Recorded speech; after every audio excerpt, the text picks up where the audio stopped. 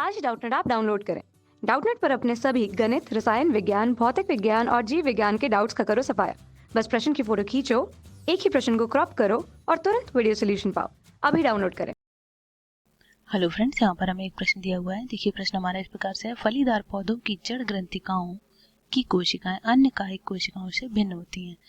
इसके लिए हमें 4 ऑप्शन दिए गए हैं। पहला ऑप्शन हमारे पास है चतुर्गुणित होने के कारण। दूसरा दिया हुआ है कोशिका विभाजन के अभाव में। तीसरा ऑप्शन हमें दिया हुआ है अंतःप्रदब्बी जालिका की उपस्थिति में। चौथा ऑप्शन हमारे पास है जीवित होने के कारण। तो आइए गाइस, हम ये देख लेते हैं इन चारों ऑप्शंस में से हमारे प्रश्न का उत्तर कौन सा होगा। यहाँ पर हम बात कर रहे हैं फलीदार पौधों की जड़ ग्रंथिकाओं में जो कोशिकाएं पाई जाती हैं वो अन्य कोशिकाओं से कैसे भिन्न होती हैं। तो गाइस, हम आपको बता दें, जो फलीदार पौधे की जड़ होती है उनको हम बोलते हैं क्या, लेग्यूम पौधे। क्या बोलते हैं? लेग्यूम पौधे या लेग्यूमिनोसी फैमिली के पौधे। और इनकी जो जड़ों की कोशिकाएं होती, इनकी जड़ों में जो कोशिकाएं होती हैं वो कैसी होती हैं? वो होती हैं हमारी चतुर्गुणित, या मतलब 4 के आकार की होती हैं। जड़ों में कैसी कोशिकाएं पाई जाती हैं? चतुर्गुणित। चतुर्गुणित। अब देख लेते हैं इन कोशिकाओं के बारे में। देखिए, कोशिकाएं कुछ इस तरह से होती हैं। देख लीजिए, मान लेते हैं यह है एक तरह की क्या, यह हमारी क्या, सेल, और इसमें पाई जाती हैं, उनको हम बोलते हैं क्या, हेटेरोसिस्ट। क्या बोलते हैं? हेटेरोसिस्ट। ये होती हैं इस तरह की कोशिकाएं। ये देखिए, ऐसे चेन के रूप में सेल्स होती हैं और ये कोशिकाएं आगे जुड़ती रहती हैं। ये देखिए, ठीक है, इस तरह से होती हैं ये। और इन स्ट्रक्चर को हम कहते हैं, ये जो स्ट्रक्चर होती हैं इसको हम बोलते हैं क्या, हेटेरोसिस्ट। क्या बोलेंगे? हेटेरोसिस्ट। और ये जो स्पेशल तरह की जो कोशिकाएं होती हैं, हेटेरोसिस्ट कोशिकाएं, यही एक स्पेशल कोशिकाएं होती हैं जो हमारी क्या करती हैं, नाइट्रोजन स्थिरीकरण में सहायक होती हैं।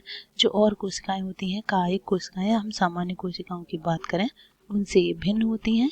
इनकी संरचना नाइट्रोजन के अणुओं को ट्रैप करने के लिए इम्पॉर्टेंट होती है। जो नाइट्रोजन के अणु होते हैं उन्हें ट्रैप करती है।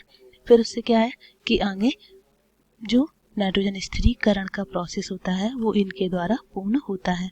और इनके साथ एक चतुर्गुणित कोशिकाएं होती हैं और इनके साथ एक जीवाणु जो होता है वो इसकी मदद करता है।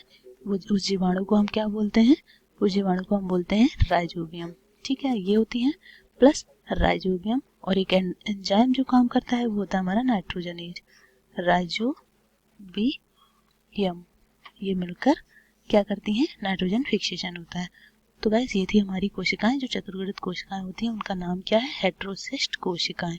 और कैसी हैं ये? चतुर्गुणित कोशिकाएं हैं। तो अब हमारे ऑप्शंस में देख लेते हैं। पहला ऑप्शन हमें दिया हुआ है चतुर्गुणित होने के कारण। तो गाइस, ये हमारा प्रश्न का उत्तर है और बिल्कुल सही ऑप्शन है, चतुर्गुणित होने के कारण इनकी जो कोशिकाएं ढोलक के आकार की जैसी स्ट्रक्चर बनी हुई है। ये देखिए, ये जो चौकोर चौकोर वाली हैं ये क्या है? ढोलक के जैसी आकार की स्ट्रक्चर है और ये चतुर्गुणित है। तो ये हमारे प्रश्न का उत्तर हो जाएगा। दूसरा हमें ऑप्शन दिया हुआ है कोशिका विभाजन के अभाव में। ऐसा कुछ भी नहीं है, ये वाला ऑप्शन नहीं ठीक है, क्योंकि कोशिका विभाजन होता है जड़ों की कोशिकाओं में, तभी जड़ें आगे बढ़ती हैं। तीसरा ऑप्शन हमें दिया हुआ है अंतःप्रदब्बी जालिका की उपस्थिति में। तो ये भी ऑप्शन नहीं सही होगा। जीवित होने के कारण, तो जीवित तो गाइस जड़ की कोशिकाएं जीवित ही होती हैं, क्योंकि यहाँ पर कोई भी वैसे टिश्यू या ऊतक नहीं पाए जाते हैं जो जीवित ना हो। जीवित कोशिकाओं में ही वृद्धि होती है। हमारी जो जड़ है, जड़ वृद्धि करती है और तने का ऊपरी भाग वृद्धि करता है। वहाँ पर मेरिस्टेमेटिक टिश्यू पाया जाता है जो कि जीवित होता है। तो ये ऑप्शन भी नहीं होगा। तो इस तरह से देखा गाइस आपने कि जो हमारा फर्स्ट ऑप्शन था वो करेक्ट हो गया। आई होप ये प्रश्न आपको समझ आया होगा। Thank you. कक्षा 6 से 12वीं से लेकर नीट, IIT, JEE वो एडवांस के लेवल तक 1 करोड़ से ज्यादा छात्रों का भरोसा। आज ही डाउनलोड करें डाउटनेट ऐप या व्हाट्सएप करें अपने सारे डाउट्स 8400 400 400 पर।